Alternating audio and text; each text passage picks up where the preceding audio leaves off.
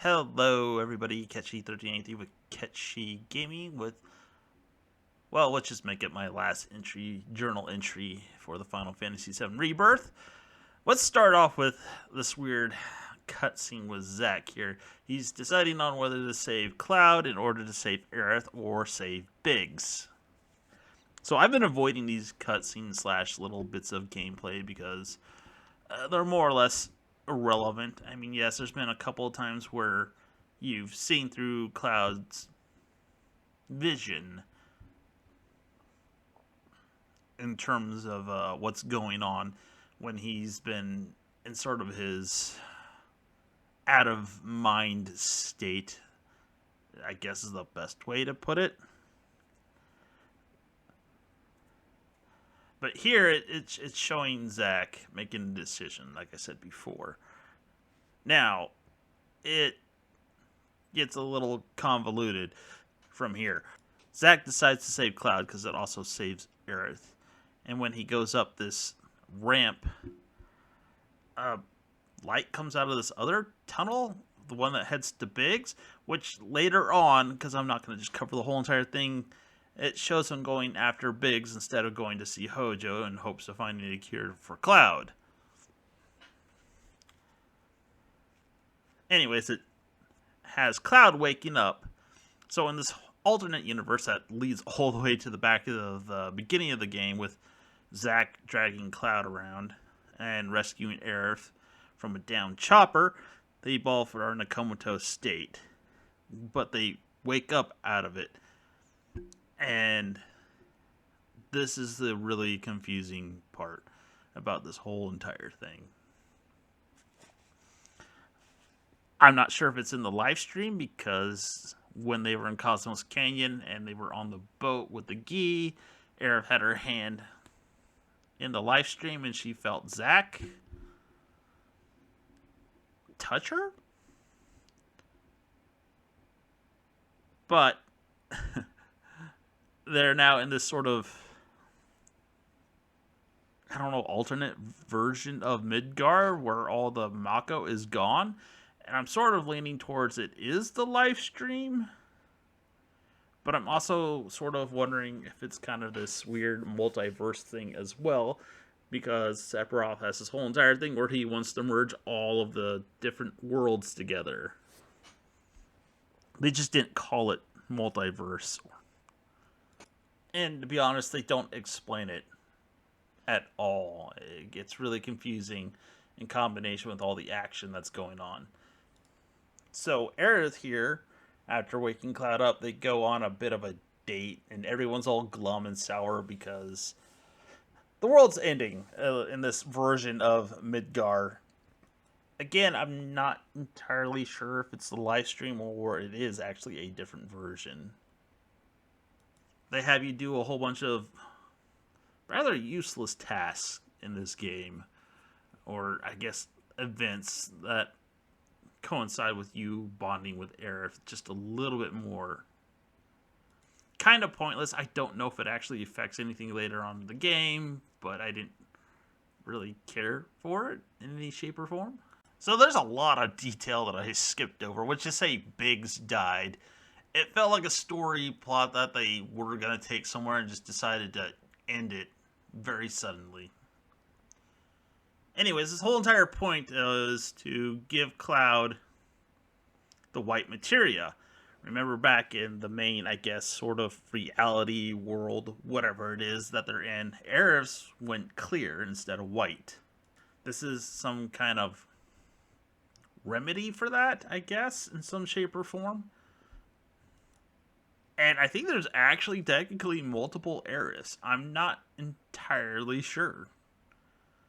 Like I said, this whole entire thing's just really, really confusing. I know some people have come up with other hypotheses and explanations for it, and I don't want to listen to them because I don't know if they're correct or not. I mean, I suppose they could have put out something official. If they did, I completely and totally missed it. So after that whole entire confusing ordeal, Cloud wakes up with the rest of the party out in the sleeping woods. Or is it sleeping forest? I don't remember. It's one of those two. But Aerith's no longer around. But they skipped the whole entire part where you had to find the harp via the archaeological team, which I went over last time. But it was kind of a refresher because you didn't have to pay them, and hope you got everything correct in terms of setting that up. So fast forwarding a little bit, whispers come into play for the second time. I don't remember. Doesn't matter. You have to fight them. Thankfully, you don't have to fight many of them, and you enter into the Centra sort of city, I guess. I think that's what it is. And you head towards Aerith as Cloud. And that happened after this whole entire dramatic scene of them prying open, I guess, a entryway into said city through a bunch of whispers. So after doing this whole entire thing where you had to hold buttons to fight the whispers, you start to get that scene, the famous scene from Final Fantasy VII where Aerith gets stabbed by Sephiroth. But this one's very different because Cloud is very, very close, and his sword makes contact with Sephiroth's. And at this point, I was like, ooh, are they going to have the cojones to change a very fundamental part of the game? And at first, from this scene alone, it looks like, yes, they did. Now, at first, we'll have to get through the whole entire fight with Sephiroth first before I talk about that, because yeah, it gets super weird. Or maybe I just spoil it with the footage there with the blood coming down his blade. It's another one of those alternate reality things where one reality Cloud managed to save Aerith, and a different reality he did not. I don't know.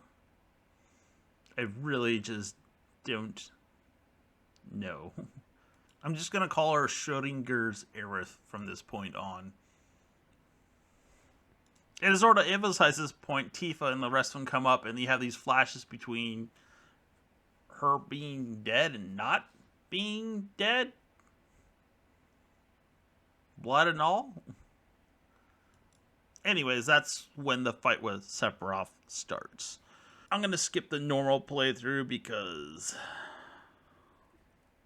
yeah, I made that harder than it needs to be. And then when I did it on hard, I made it harder on myself than I needed to by choosing the wrong elemental magic to equip Cloud with. I used wind. You didn't want to use wind. So I didn't record the first part of this battle. It was a pain in the butt because it would periodically pick up somebody and they'd just be out of the fight, which I'm pretty sure is pretty scripted. It's when you get to this, I guess, second phase where they split you up into 3 groups of 2. Now this one I knew was coming, and I already said I made itself harder. Or I should say, I made it harder on myself by equipping Cloud with wind materia. The other challenge is giving the other characters materia to be able to survive this fight. Now, Barrett and Nanaki are really easy. They trounce us pretty easily. There's one before this I didn't record either, where you have to use Kate, Sith, and Tifa. Tifa usually handles it pretty well, and the problem on hard is they decided to, what feels like, do MMO mechanics on a really, really tiny platform, where it just absolutely gets covered vast majority of the time with AoE attacks. Sometimes they're well telegraphed, not so much, especially when you get to the part where you have to fight with Cloud and Yuffie. You can get away with that with Final Fantasy XIV because of how stiff the mechanics are and how well telegraphed most of the attacks are. I mean, I played it a little bit. It gets a little complicated every now and then, but for the most part, it felt like that's what they were trying to do, but with how I don't know, loose the controls were for this. It felt like it was a rather poor decision to try and do something like that, because you could easily over control it into the AoE attacks, which happened often. So right here, when I was playing with Cloud and UP there, you saw the big, huge beams. You could barely tell where it's a safe place to actually stand. And again, like I said, it's easy to over control and stand in a part of the tiny little platform they give you in order to not get killed by the energy AoE that they just keep spamming over and over again. I think this fight, yes, it's difficult. Not due to fair challenge, but due to this weird obsession with just spamming AoE attacks on this tiny little platform.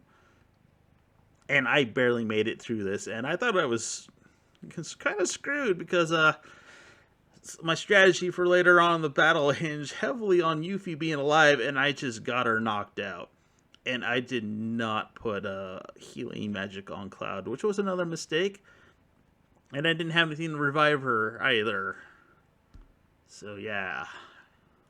Square showed some generosity by allowing you to continue from the beginning of the fights, where you had to take them on groups of 2. This next one was also a pain in the butt because, again, they kept picking on one particular character, and if you did not put out enough damage, while they spammed a tiny little area with a boatload of AoE attacks, you could lose a person easily. And again, you had to use Kate Sith, who, I suppose with the right person, is pretty decent at doing damage. I just found them very lacking in that department. This also took a few tries, but luckily they allowed you to start from this checkpoint as well. My major gripe with it, though, is they made you watch the cutscene over and over and over again without allowing you to skip it. Not sure why, but they made you watch you beat up that monster over and over again. I really never ever want to see that cutscene again. Maybe eventually, but right now I don't want to watch it. That's when you transition to this weird thing.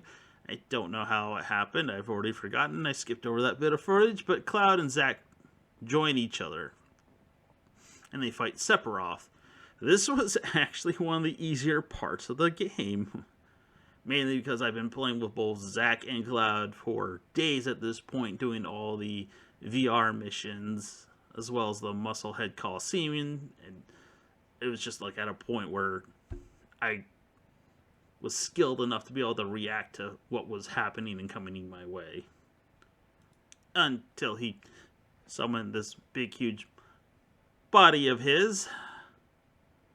So this first time, I don't know how I crossed that distance without him slamming the wing down. But I did. It never happened after that. He'd always get the wing off before then, which actually turned out to my advantage because it gave me a limit break. This one took me a few tries because he would do Heartless Angel, which would knock you down to 1 HP. And since I kind of sort of didn't bring any healing spells, I had to rely on using my wind spells, which turns out they're kind of resistant to. A weaker resistance, but they're resistant to. I could still heal, just not as great as I would like to. Kind of shot myself in the foot with this segment. And this is another thing where you had to... It's more or less just a cutscene. I'm not even sure why they had you actually control Cloud, climbing up on things and just pushing forward so you could jump automatically without you doing anything. It made zero sense. They should have just done a whole entire cutscene. But eventually I got through this by doing a lot of dodging and building up ATB in order to use my wind magic. And then they do another transition where you fight as Zack. Since they have everything pre-built for you, it was kind of easy. They actually throw a whole bunch of new mechanics that they did not cover, or you really just didn't use in any of the times you played with Zack. A lot of it involves building up a bar there, releasing very powerful versions of attacks, which, yeah, after a try or two, that's all it took. It was like 2 or 3 tries, and I was able to beat Sephiroth easily with Zack. It was obnoxious, though, because it required a bunch of dodging, and a lot of it was figuring out what said mechanics did, like that black cloud. No form of communication or indication what it would do. But yeah, a lot of trial and error in these particular boss fights, which is kind of irritating just a bit. Then it came to Yuffie and the other people that are with you.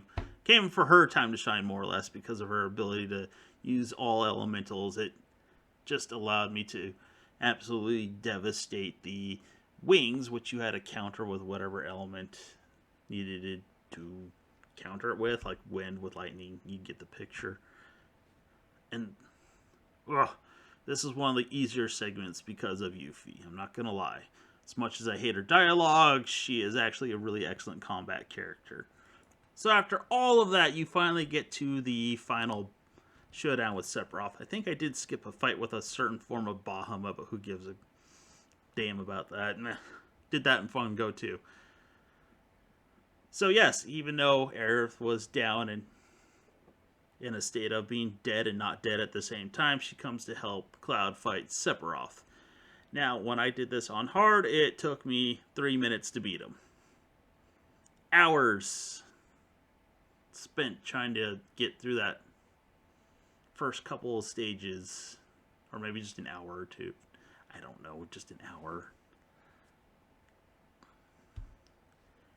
And then I come here and I just absolutely wail on him, and I beat him in 3 minutes. Yeah, I have a few close calls due to poor decisions and being a little on the klutzy side,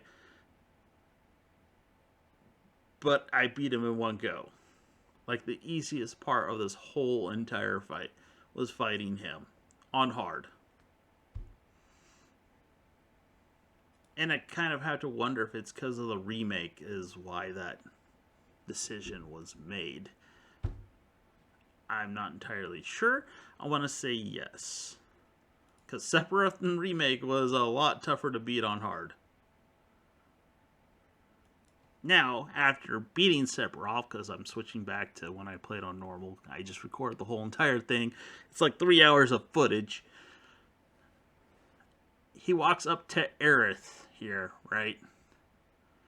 Everyone's like all sad and stuff, but Cloud goes down to her and, picks her up in his arms. And he tells her to wake up. And I was like, oh, so they are subverting the whole entire thing and making it so she survives so that you can have her in the third part of the remake. Wake up.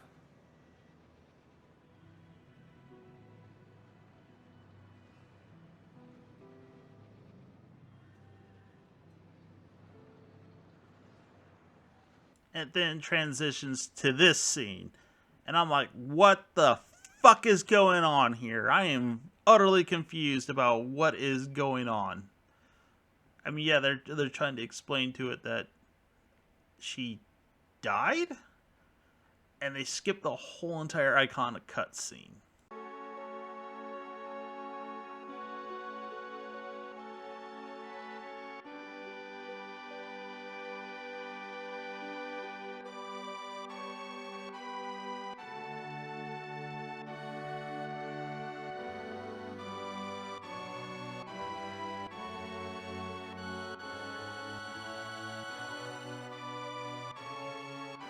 As iconic as someone being stabbed through the sternum is.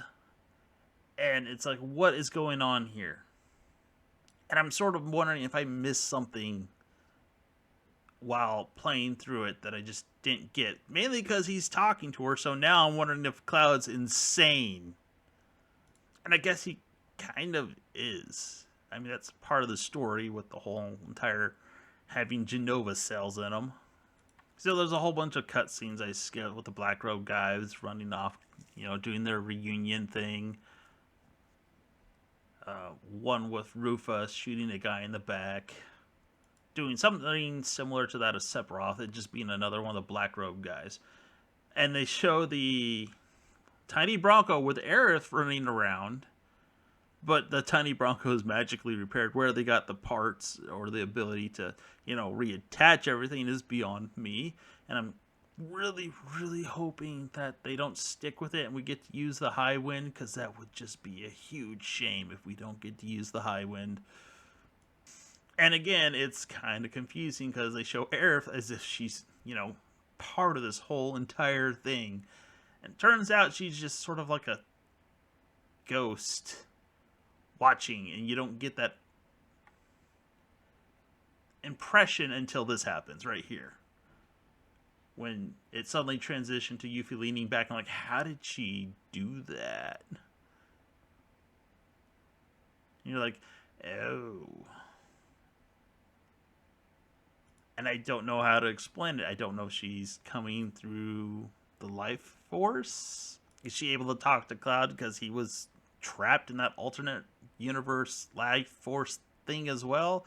It's not well explained, and it's, I don't know, baffling. Now, don't get me wrong, the cutscene's actually pretty good. It's actually one of the best cutscenes of the whole entire game.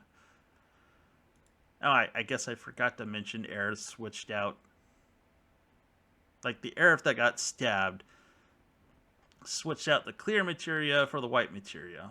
Cloud also has the black materia. How he got a hold of it when he gave it to Sephiroth, it's just not explained. Is it another version of it? But he puts it into his sword and it just sort of melds into it. I mean, there's some weird implication about that. I don't know what entirely. And he does this whole thing like, don't look up. Turns out he's the only one who can see this. Like I said, I don't know if it's because he's connected to two different universes at once. Is he insane? Are they going with that route? I want to say no to the insanity part, mainly because of the whole entire meeting Zack and talking about worlds thing, which I guess my best hypothesis is that it's a multi-world / universe, which is not use the U word because that's a dirty word, multi-universe. Let's face it, Disney kind of ruined that for everybody. But yeah, everyone gets on the plane except for Aerith, which apparently it's obvious that no one else can see her, and that, like I said, best way to put it is a ghost. Or maybe she's just in a different reality, or it's a different version of her in a different reality. I don't know.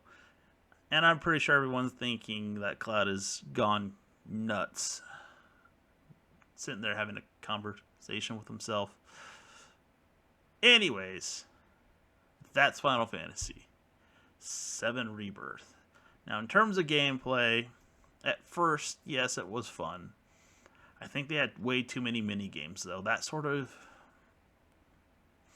took away some of the fun. And some of these mini-games just weren't fun at all. Another thing, no chocobo breeding. I know some people are probably like, yay! That was part of the challenge. The combat, once you actually got into hard, was a bit confusing. It was actually enjoyable and normal. It's kind of like playing Halo on heroic. You enjoy it then, but when you play it on legendary, it just becomes stupidly frustrating. Or in some cases, stupidly easy, depending on your build. I mean, the game looks fantastic, I'll give it that. I have it on performance mode, and it looks pretty good. I know some people put it on the graphics setting, which, you're playing Final Fantasy when you need to get things down to a specific timing. Not a great idea. But I'm going to leave it out with, this is when I got my platinum. after I did that whole entire play 3 different times. Technically 4, because I did it with Aerith again when it turns out I only needed to do Yuffie. But yeah, this is it. Woo! I got to have it with Johnny. Yay! Oh boy, you know what you get for doing all the Johnny stuff? Hardest song in the whole entire game to play on the piano. And yes, I decided to give it my best college try because why not? Even though there's no achievements for it. And all I can say is, to whoever made this, you're an asshole. I hope it does not make a return in any shape or form or anything like this in the next one. Along with fewer mini games, maybe a little bit better balanced combat that has dodges that actually dodge. And anyways, if you made it this far, thanks for watching. Have a good one.